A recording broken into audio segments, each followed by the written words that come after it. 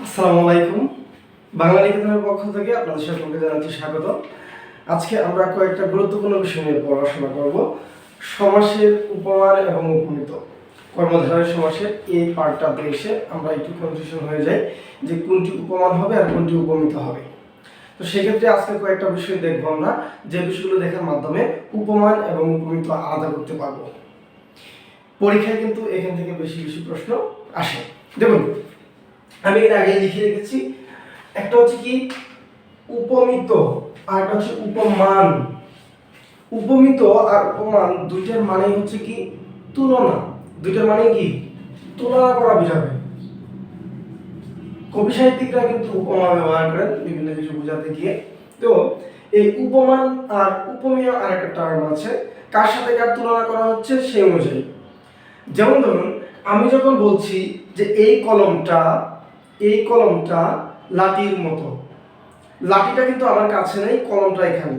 এখন আমি যাকে তুলনা করছি, মানে আমি কলমটাকে লাঠির সাথে তুলনা করছি, এই যাকে তুলনা করছি সে হচ্ছে উপমেয়। সে কি উপমেয়, মানে এই কলমটা হচ্ছে উপমেয়। আমি এই কলমটাকে তুলনা করছি লাঠির সাথে, আর লাঠিটা হচ্ছে আমি যার সাথে তুলনা করছি সে হচ্ছে উপমান। অর্থাৎ যার সাথে তুলনা করা হয় সে হচ্ছে উপমান, আর যাকে তুলনা করা হয় সে হচ্ছে উপমেয়। এক্ষেত্রে একটা জিনিস খেয়াল রাখবেন, উপমেয় জিনিসটা সবসময় প্রত্যক্ষ বস্তু হবে আর পরোক্ষ বস্তু হবে উপমানটা।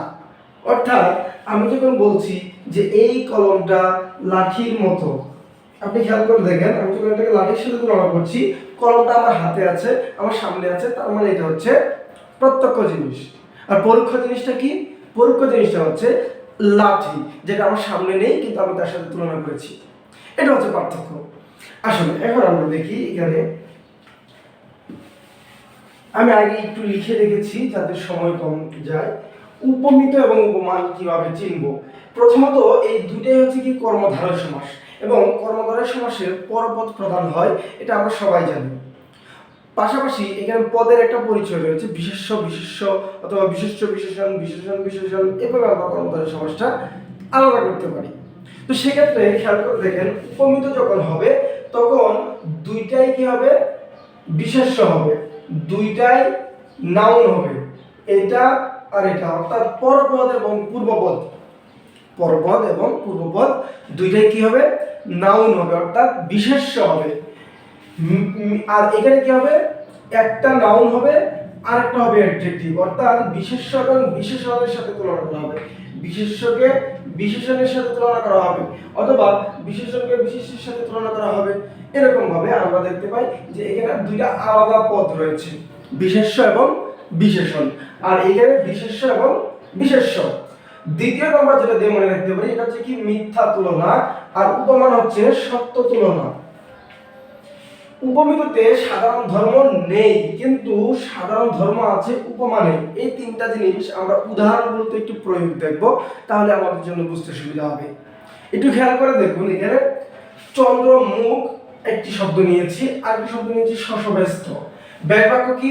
চন্দ্রের ন্যায় মুখ, এটা হচ্ছে পূর্বপদ, এটা হচ্ছে পরপদ। এখানে এটা হচ্ছে কি পূর্বপদ, এটা হচ্ছে পরপদ। আপনি খেয়াল করে দেখেন মিলে কিনা। চন্দ্র কি? চন্দ্র হচ্ছে একটা সৃষ্টির নাম, তাহলে চন্দ্রটা কি হবে?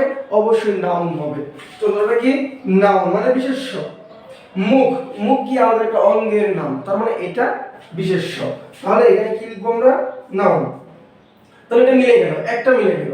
এখানে আসেন, শস মানে হচ্ছে খরগোশ। শস শব্দের অর্থ কি? খরগোশ। আর খরগোশ যদি একটা প্রাণীর নাম হয় তাহলে এটা নাউন। আর ব্যস্ত মানে কি? বিজি। আচ্ছা, ব্যস্ত হচ্ছে একটা অবস্থা বোঝাচ্ছে, তাহলে অবস্থা যদি বোঝায় তাহলে কি হয়? বিশেষণ হয়, তার মানে এটা হচ্ছে অ্যাডজেক্টিভ।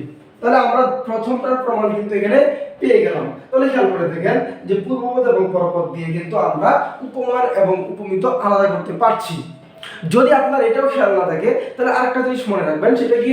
সেটা হচ্ছে মিথ্যা তুলনা এবং সত্য তুলনা। খেয়াল করে দেখেন, আমি তাদের সাথে মুখকে তুলনা করছি, আমি আমার প্রিয়জনকে খুশি করার জন্য চাঁদের সাথে মুখকে তুলনা করছি, অথবা মুখটাকে আমি চাঁদের সাথে তুলনা করছি।